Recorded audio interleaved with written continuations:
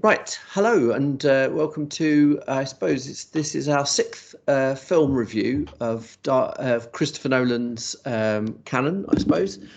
This is a run into, I suppose, the second half of the Project Nolan we've been doing.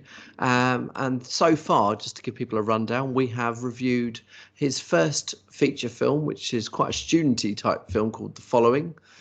We reviewed his thriller starring Al Pacino and Robin Williams called Insomnia. Third, we reviewed the film Memento, which is the film really kind of put him on the map, I suppose, and known to a lot of people, his second feature film. And since then, we've looked at Batman Begins, The Dark Knight, and of course, we're completing the trilogy by looking at The Dark Knight Rises. So this is a really interesting choice for us, isn't it, Matt? Yeah. Because we put it ahead of The Dark Knight, which no sane person would do. Or it's just it's not a film that appears usually as highly regarded within his work. No. Certainly not as The Dark Knight. And so that's probably going to inform quite a bit of our conversation, I suppose. Maybe even looking at why it's much maligned. But before we do, can you give us a brief synopsis of the film? Well, following on from the events of The Dark Knight, it's 8 years have passed in Gotham City, and the Batman hasn't been seen for 8 years, and the city is it's being tidied up, and it's moving towards a more crime-free environment. But the city's sort of stagnating, and it's sort of like in limbo in a way. And it's all built on the lie of Harvey Dent, and Commissioner Gordon really struggles with that, and he's about to reveal it at the start of the film, but he doesn't, because a threat emerges in the form of Bane, who is connected to events that took place in Batman Begins, and he's come to fulfill the plans or destiny of Ra's al Ghul and destroy or bring Gotham to his knees, as he says. Yeah, it is a sort of callback to the initial plans of the first film that Gotham needs to be destroyed because it's become such a corrupt entity. And of course you've got this dual storyline of Bruce Wayne having wanted to sort of retire Batman, but kind of in typical third act superhero fashion, he's going to come out of retirement for sort of that one last job. I usually show a poster for this, which is quite interesting. I always think the poster, because it is strikingly similar to the Dark Knight poster, I always think, to this film. But like a fiery bat symbol. Yeah, absolutely, which kind of iconically makes an appearance later on. And also the buildings sort of being in that low angle shot looking up at the buildings, which actually... there's a phobia of this. Did you know what the phobia of tall buildings is called? I'm not aware of what it's called, but it's interestingly, it's batophobia. Oh, right. Yeah, so there you go. That's is this Nolan suffers from this? Is that right? Oh, is that right? No, I didn't know that. Yeah, possibly because skyscrapers are quite prominent in a lot of his films, aren't they? Especially in like Inception and Limbo.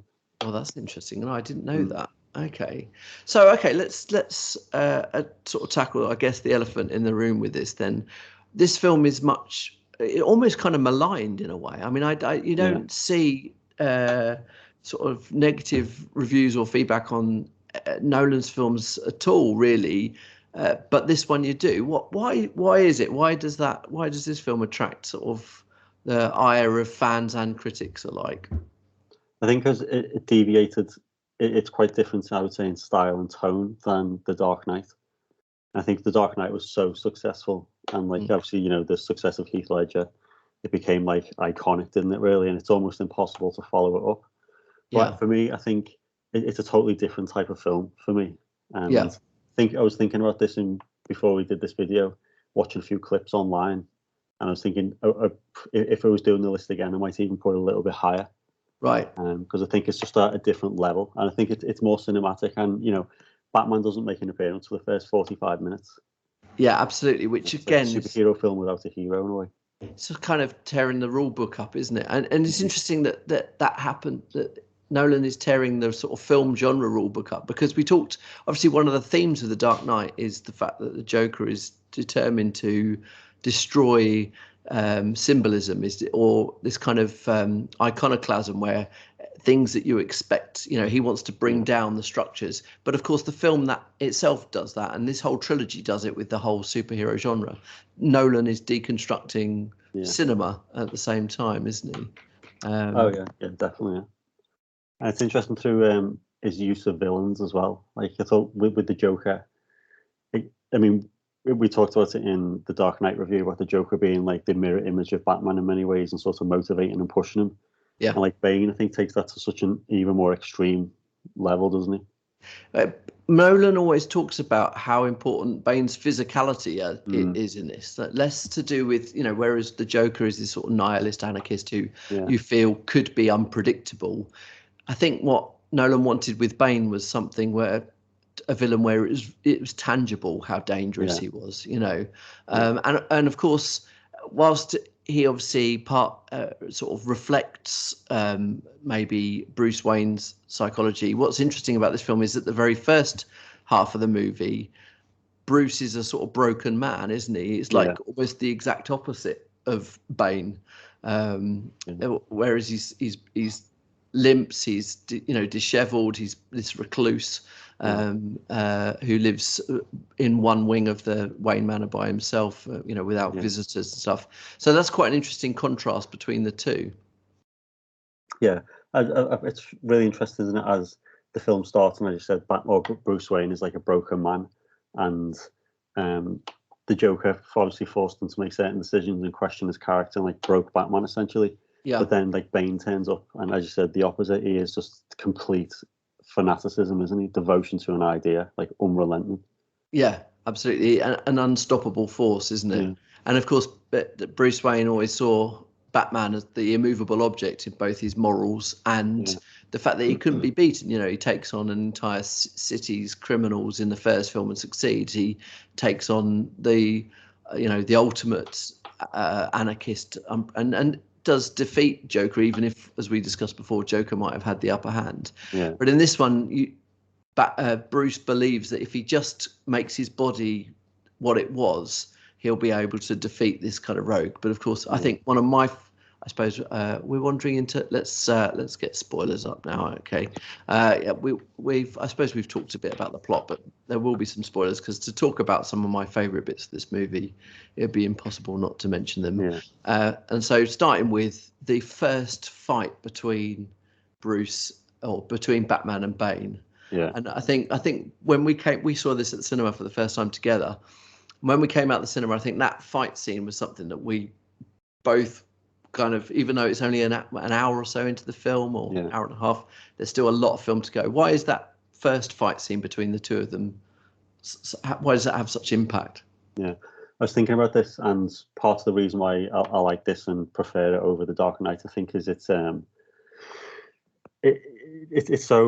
the story is so perfectly like woven throughout the entire film, but the film is also full of these amazing Hollywood set pieces. And I think when it's 45 minutes to film, we've seen Bane like just this reign of terror and just pure carnage, unstoppable force. And then when Batman comes back, it's this amazing sequence under the bridge where all the stealth is going on, and Hans Zimmer kicks in, and it's this iconic moment. And then you think, oh, he's back, and now he's going to take the fight to him. Like we're not an hour into the film, and then he has the fight, and there's a lot of foreboding, isn't there, when Selena Kyle closes the grate. Yeah, and it's like this. They stripped away the music, and there's no music in that scene at all. It's fantastic. And it's so brutal, and it's not just sheer violence, isn't it? There's no stylization to it, is it? It's just a punch up between two blokes, really. And without the music, you hear there's sort of running water in the background, but all you hear is the sort of the kicks and punches landing. Yeah, and of course it's like as Bane's like picking apart Bruce's body, like what he's talking about, like being from the League of Shadows, he's picking apart the Batman identity and just totally unmasking him, isn't he? That's right. Yeah, he metaphorically and physically unmasks him as well, because for the first time he hits his face so hard it actually breaks his armor. Yeah. And I think most brutal part of the whole thing, other than breaking his back, is when he does pick up the mask and then just tosses it to one side. He doesn't even need the trophy. It was sort of another day at the office kind of thing. Yeah. Incredibly brutal. I absolutely love the scale of this film. I think that's what got me about it. I see it when we talked about A Dark Knight, where maybe Nolan wants to get closer to that sort of Spielberg and Lucas scale that he wanted. But for me, this is almost like a film like a David Lean. Like it's really old-fashioned filmmakers who kind of really create worlds. I think Gotham gets even bigger in this film, and again, one of my favorite shots is when Bane is destroying the city and one by one all the bridges disappear, and it made me realize, I think I had a sort of revelation at this point, that the Gotham that Nolan had created was supposed to be like one of these major cities that kind of rule the world, like New York or Tokyo or London. It wasn't just a kind of a city in America somewhere. This literally is the most important city on the planet. And to have that confidence of creating that scale is incredible. Yeah, I agree. That's one of the things I like about it, and one of the things that separates it from Dark Knight and Batman Begins especially, is that it's got like a real like Hollywood epic sensibility. And you're right, exactly in those styles. And you're right. I mean, that image you just put on screen, and the way it's like the sack of Rome, isn't it? That we're seeing, or like the fall of Constantinople, and you see it in so many of these old epics and Kingdom of Heaven and films like that. It feels like very cinematic to me. And it's interesting that you mentioned sort of other texts, whether it's sort of mythical or, not mythical, but, legendary stories like The Fall of Rome or other Hollywood films. Because interestingly, while The Dark Knight had this very much a kind of real world allegory going on, this film is squarely based on an existing text, albeit a literary one. It's The Tale of Two Cities by Charles Dickens, who again is, someone who writes these epic world stories, known for his realism, but Tale of Two Cities is this one of Dickens' novels about a class divide, which contrasts Paris and London during the time of the French Revolution, and so it shows the kind of peasants' revolt and how lower classes were being treated in France by the aristocracy, and it sort of contrasts them with what's happening in London at the same time, where the kind of, if you like, the upper classes are getting away with it all. And there's even, this kind of parallel between the book and the film. It's hammered home, I think. Blackgate Prison in Dark Knight Rises is Newgate Prison in Tale of Two Cities. Jim Gordon even quotes there was the famous quote at the end of the book. It's a far greater thing than I have ever done than I do now. So there's lots of connections, but I love that he's gone to a novel like that to take that story. It's just a great idea.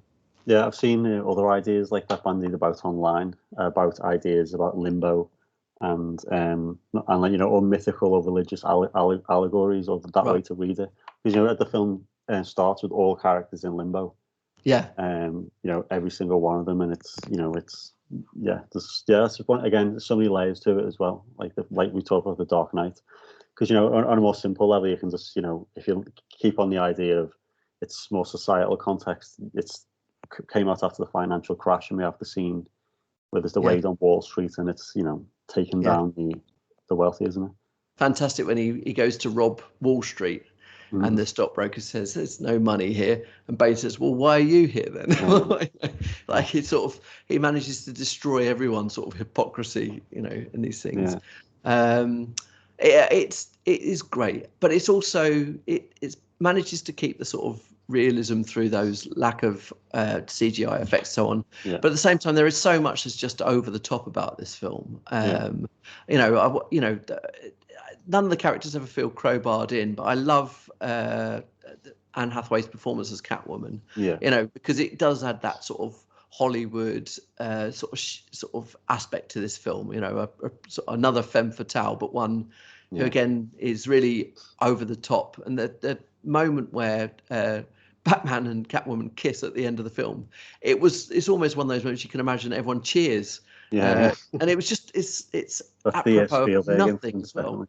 Definitely, it is. It's almost like the bit where Spielberg kind of mimics or pays homage to Hollywood kisses when Elliot in E.T. kisses the girl in the science room after letting all the frogs out. And I think this film owes a lot to storytelling. I think this is a film that loves stories and is paying, whereas maybe he couldn't do the things he liked to do with narrative with this film. It owes a debt to great storytelling, doesn't it? Oh yeah, and again, one of the defining factors of the film for me, or one of its big appeals, it's so consistent in its tone and its pace and like the character development and things like that, and nothing seems out of place. Like thinking about The Dark Knight as well, that's almost perfect in that sense. But after the prison scene, or the prison escape by the Joker and the fight in the skyscraper with the sonar, it takes like a different look for like 10 minutes. That's right. Dark Knight is incredibly like consistent, and it's so. so like gloomy and bleak. One of the issues people have with it are kind of continuity errors that do exist. There's a moment where Batman rides under a tunnel in daylight and comes out, and it's not a tunnel. Strange little things like that. People have gripes with what they call plot holes, where how did he get back to Gotham after being in the prison all that time? But why would his body heal as quickly as? They're all kind of misdirections, really. This is a big Hollywood film.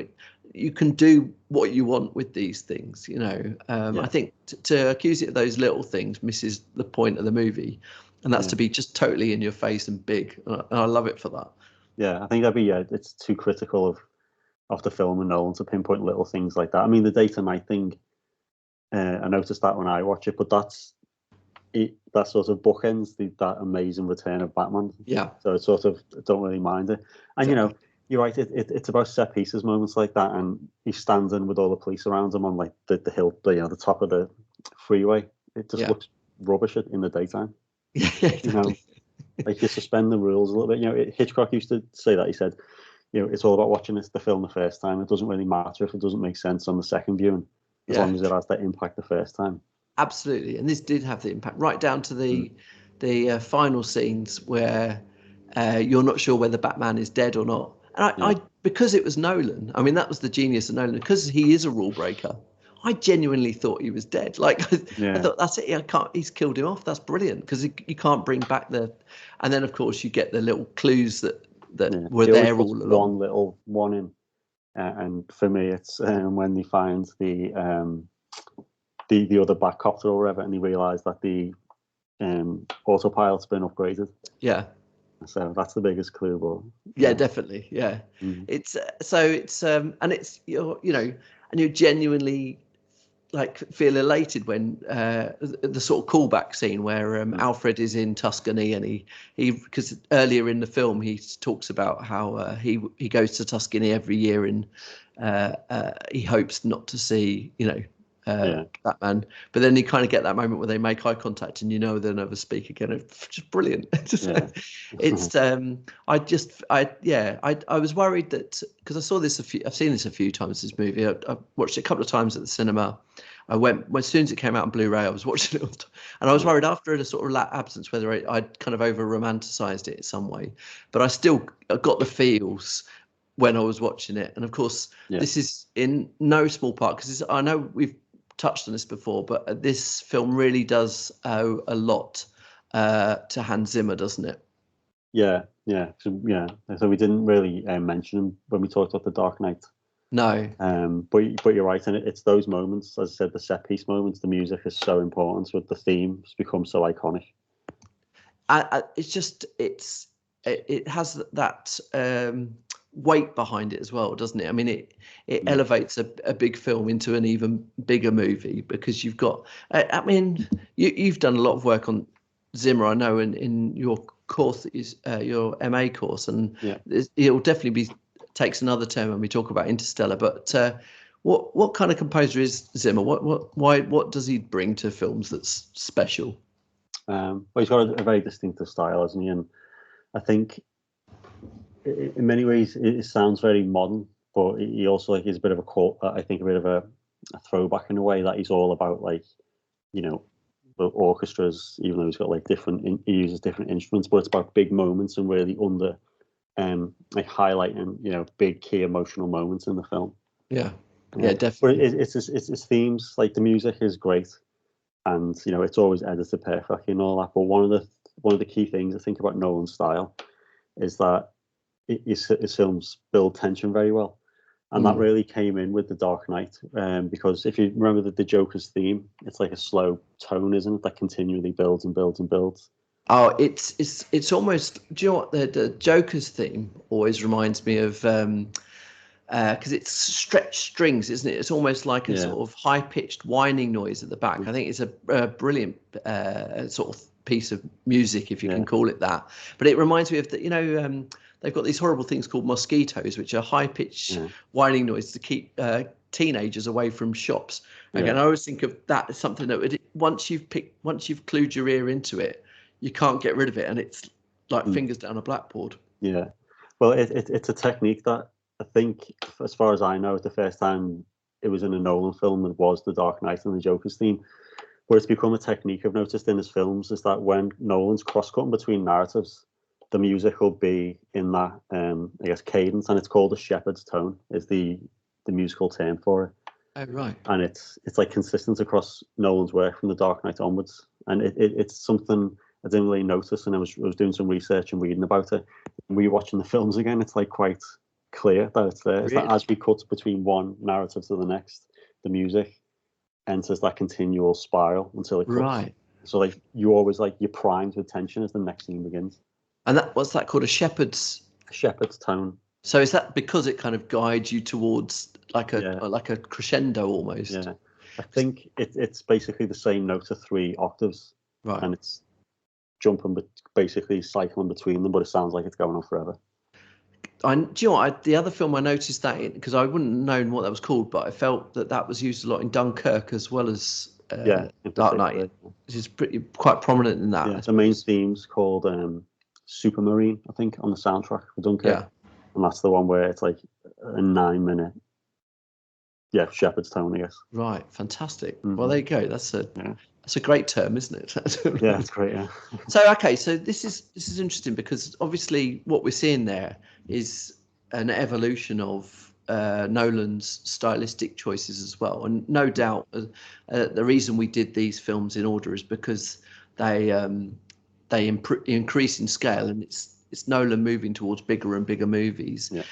What else can we add to our list of sort of Nolan traits and qualities that we've been picking on so far, or have we lost any? Have we departed from any at this stage in his career? Well, we don't.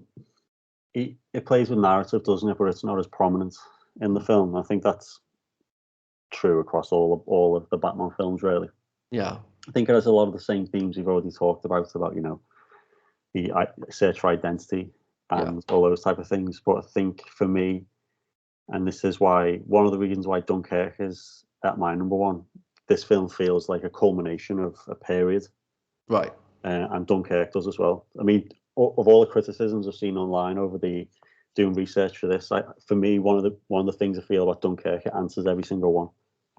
Okay, that's interesting. Yeah, so there's almost like a learning point, as it were, and moving on. Yeah, and I think having his own trilogy, and particularly one with well-established characters as well.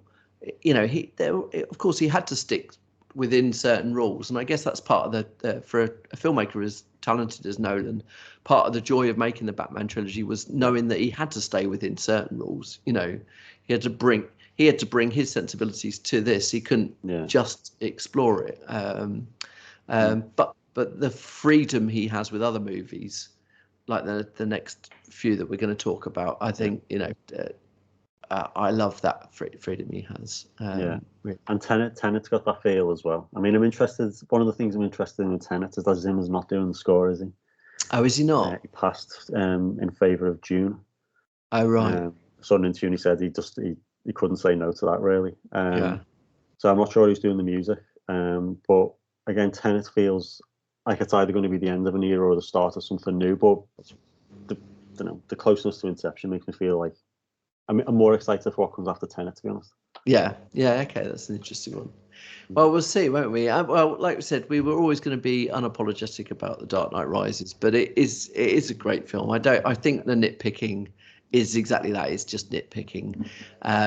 And if you enjoyed the excitement of The Dark Knight and the scale of that, then this turns it up to 11, doesn't it? Yeah, definitely. And it's I think it's a really suitable ending. I don't know why. I think, Nolan's trilogy was always going to sit by itself. It was never going to incorporate other characters from other worlds. And maybe because the MCU had got going at that point, there were a lot of fanboys criticizing this because they wanted, a world of a DC world or something. Yeah. I don't know. Yeah, definitely. I mean, they sort of hints at it. I wonder how much of the final the final sequence with Joseph Gordon-Levitt's character finds in the Batcave. I wonder how much of that was Nolan. Yeah. Was that like Nolan with his producer hat on? Because I don't know what his role was, because he produced Man of Steel, didn't he? Yeah, that's because his brother drafted the story. I think with David S. Goyer, they'd come up. I think because they were sort of, I guess, noodling around with ideas for these characters, they came up with an idea for the Superman story as well. I don't think there was ever an intention to cross over. Yeah. But yeah, it's interesting how even in the hands of Jonathan Nolan and David Goyer, that something like Man of Steel can be so wrong. I haven't seen it. Yeah, it's got an amazing trailer. I'll give it that. Yeah. Oh yeah, definitely. All the Superman trailers are great. Just don't watch the movies. But yeah, just what's his name? The director, 300 Zack guy. Snyder. Zack Snyder. Yeah, that's right. I mean, he certainly goes for that kind of dull, low key Nolan feel. But whereas you mentioned the set pieces of Nolan's films, or certainly this film, The Dark Knight Rises, they all serve a narrative. Yeah. Zack Snyder's film feel like a collection of set pieces, almost like 10 music videos stuck together. Yeah, it feels like it. I really do like Watchmen. I really love. That's one of my favorite comic book adaptations, apart from one or two scenes in it. But like Man of Steel and bits and pieces I've seen of his other work, it feels like he's fallen into that trap of thinking dark equals serious. Yeah. And the visuals are ridiculous. Yeah. The ideas. And what's interesting is that when you do serious like Nolan has, I think even and again a criticism which I think is unfair is that these films sort of lack any humour. But actually, I think The Dark Knight Rises has got quite a lot of humour in it. I think there are sort of quips and asides. I mean, just Batman's voice alone is hilarious. Yeah. I mean, it's getting deeper and deeper and deeper. So I agree. Yeah. It's an interesting one. Whether he'll. I mean, I suppose while we're on this, one thing we could discuss, and this might become more clear as we watch Tenet, I suppose. But do you think Nolan would ever wander into a franchise again? I mean, he doesn't need to. He's got the clout to do what he wants, really. But the obvious one would be James Bond. He's people keep touting him, and he said that he loves the idea of, he's never been committal on this, but he's always said that would be something very exciting. But can you see him doing that? Yeah, the only one I could see is a Bond, and even then, I don't know. It's one of those things with the ideas. Is I don't know. It just, I can't. If there's a franchise he's going to go into, it would be Bond. But again, I just think he'd maybe be hamstrung by it, because again, Bond is so, it's worth so much money. It's so protected. So that they sacked Danny Boyle, didn't he? And I don't know if anyone would dare question him based on a track record, but I don't think he'd want to work without that control. I think Warner Brothers put a lot of faith in him to do what he wanted with Batman. And that was obviously paid off with the billions of dollars those films took. But I agree. I think that the Bond is such a tightly regulated ship that I don't think they would let him. I think he would feel pretty strangled by that in many ways. Yeah, definitely. And I think I'd prefer him if he just did original films. Like, we've got enough. Like, people say, "Oh, I want to see Tarantino or Nolan or someone like that move into Marvel or do another comic book film." It's like, we've got enough of that. Yeah. And mate, I don't know if this is like a sad indictment of the industry, but he's so like distinctive, isn't he? In his work is so different from the mainstream fare and so commercially successful. But you look back at old when there used to be these directors who were allowed to just do whatever they wanted, big for the art, like Kubrick and things like that. Like, he sort of fills that space in the modern industry. I'm not comparing him to Kubrick per se, but no, I agree. I think, or even with Spielberg as well, where I mean, he was. There was a period of Spielberg's career where you just didn't know what sort of film would come out next. Yeah. In the sort of, I suppose, probably from Schindler's List onwards, I guess. He's one of the. I think he's the only filmmaker of the last 10 years to have original films in the top 10 global box office. That's worth looking at as well, isn't it? That's a bad indictment to the industry. Yeah. But yeah, you just need to let him do what he wants and stay away from franchises. And we need him. And for people who criticize him and talk, whatever they say about his work, you have to just put it in context and look at what else we've got. There's no one else making blockbusters like him. Everything else is just Marvel clones or generic CGI fests. Like absolutely, yeah. You couldn't. Yeah, there's not a name you could give. I mean, interestingly, and we may do this similar thing with the project with Denis Villeneuve in the future. Villeneuve may be, this Dune trilogy might be his Dark Knight trilogy, couldn't it? Yeah. But it might be a step too far. That. Yeah, I don't know. It's I'm very excited for it, and based on his work, but Blade Runner 2049 in particular. Yeah. I think it's going to be sensational. Yeah, excellent. Well, yeah, we will eventually come to that, I guess. Okay, well, interestingly, the next film we're going to review is one that was in the top 5 for both of us, obviously. But whilst Dark Knight was at my number 3 and your number 3 as well. Dark Knight Rises. Sorry, Dark Knight Rises was both of our number 3. The next film we're going to do is The Prestige, which was my number 2 and your number 5. Yeah. What's interesting about this is that, compare it to The Dark Knight Rises, is that the trilogy, Batman trilogy, was kind of one for the studio, one for himself, wasn't he? He was kind of given this trust of doing his own films in between. And so the film that we're going to do next is the one for Nolan, if you like. But I won't give too much away because we'll go for that next time. Okay. All right. Well, thanks very much, Matt. Thanks for sharing your love of this film. I think it's it needs to have that positive out there. But of course, hopefully we'll get lots of complaints about this. Yeah. Well, over the last few years with the Star Wars films coming out of it, I've seen a lot of things online with people saying, apparently people hated The Empire Strikes Back when that came out, and look at it now. Right. It'll only grow. It won't be not recognised in its time. A true hallmark of genius. Yeah. Probably like these videos, Brilliant. Okay. Well, until next time, thanks very much, Matt, and we'll see you again. Bye-bye. Bye.